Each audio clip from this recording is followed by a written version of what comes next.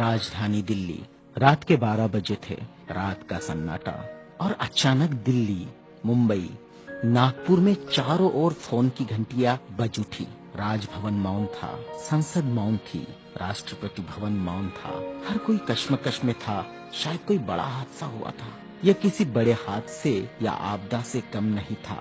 कोई अचानक हमें छोड़कर चला गया था, जिसके जाने से करोड़ों लोग दुख भरे आंसुओं से विलाप कर रहे थे। देखते ही देखते मुंबई की सारी सड़कें भीड़ से भर गई। पैर रखने की भी जगह नहीं बची थी मुंबई की सड़कों पर, क्योंकि पार्थिव शरीर मुंबई लाया जाना था और अंतिम संस्कार भी मुंबई में ही होना था।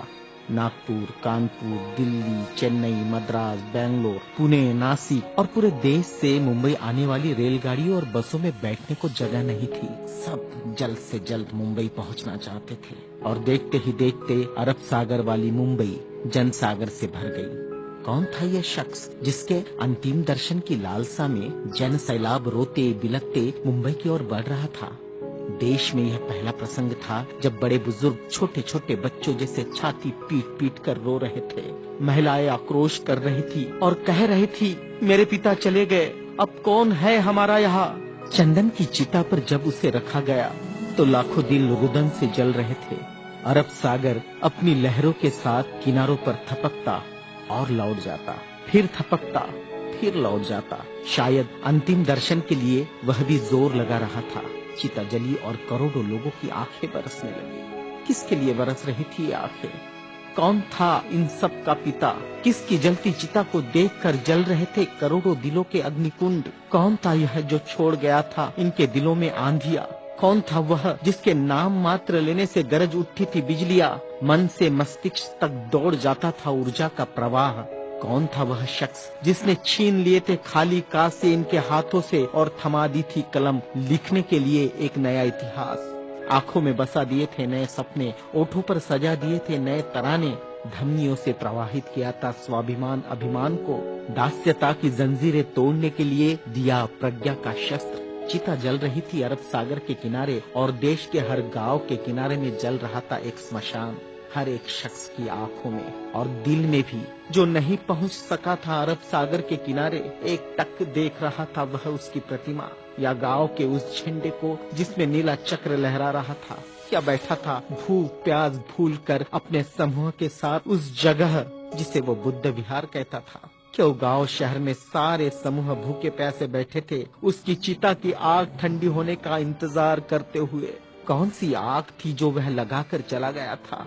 क्या विद्रोह की आग थी या थी वह संघर्ष की आग? भूखे नंगे बदनों को कपड़ों से ढकने की थी आग? असमानता की धज्जियां उड़ाकर समानता प्रस्थापित करने की आग? चवदार तालाब पर जलाई हुई आग अब बुझने का नाम नहीं ले रही थी। धू धू जलती मनुस्मृति धुएं के साथ खत्म हुई थी। क्या यह वह आग थी जो जलाकर चला गया था? वह सारे ज्ञानपीठ, स्कूल, कॉलेज मरुभूमि जैसे लग रहे थे। युवा युवतियों की कलकलाहट आज मौन थी। जिन्होंने हाथ में कलम थमाई, शिक्षा का महत्व समझाया, जीने का मकसद दिया, राष्ट्र प्रेम की ओतप्रोत भावना जगाई, वह युगंधर, वह प्रज्ञा सूर्य काल के कपाल से ढल गया था।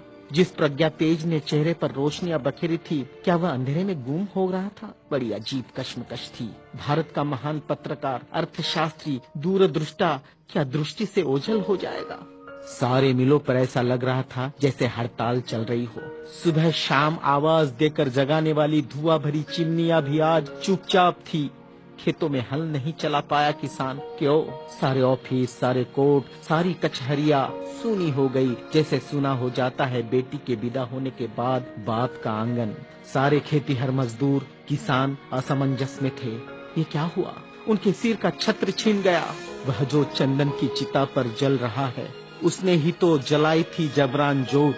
मजदूर आंदोलन का वही तो था आधुनिक भारत में मसीहा। सारी मिलों पर होती थी जो हड़ताल आंदोलन अपने अधिकारों के लिए, उसकी प्रेरणा भी तो वही था जिसने मजदूरों को अपना स्वतंत्र पक्ष दिया और संविधान में लिख दी वह सभी बातें जिन्होंने किसानों, खेतीहारों, मजदूरों के जीवन में खुशियां बखेरी थी। इधर नागपुर की दीक्षा भूमि पर मातम पसरा था। लोगों की चीखें सुनाई दे रही थी, बाबा चले गए, हमारे बाबा चले गए। आधुनिक भारत का वह सपुत्र जिसने भारत में लोकतंत्र का बीजारोपण किया था, जिसने भारत के संविधान को रचकर भारत को लोकतांत्रिक गणराज्य बनाया था, हर नागरिक को समानता, स्वतंत्रता और न्याय का अधिकार दिया था, वोट देने का अधिकार देकर देश का मालिक बनाया था।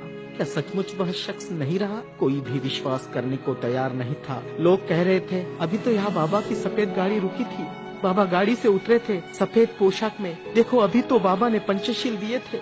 22 प्रतिज्ञाओं की गूंज अभी आसमान में ही तो गूंज रही थी। तो गूंज शांत होने से पहले बाबा शांत नहीं हो सकते।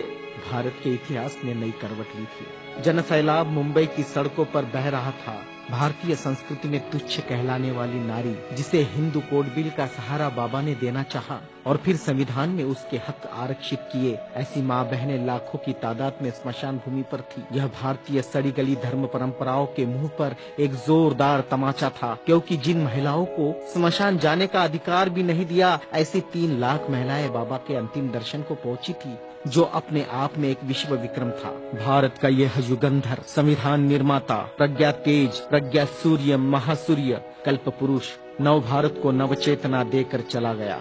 एक ऊर्जा स्रोत देकर, समानता, स्वतंत्रता, न्याय, बंधुता का पाठ पढ़ाकर, उस प्रज्ञा सूर्य की प्रज्ञा किरणों से रोशन होगा हमारा देश, हमारा समाज और हम, और पूरे विश्वास के साथ हम आगे बढ़ेंगे हाथों में हाथ लिए, मानवता के रास्ते पर, जहाँ कभी सूर्यास्त नहीं होगा, जहाँ कभी सूर्यास्त नहीं होगा, जहाँ कभी सूर्यास्त नहीं होगा।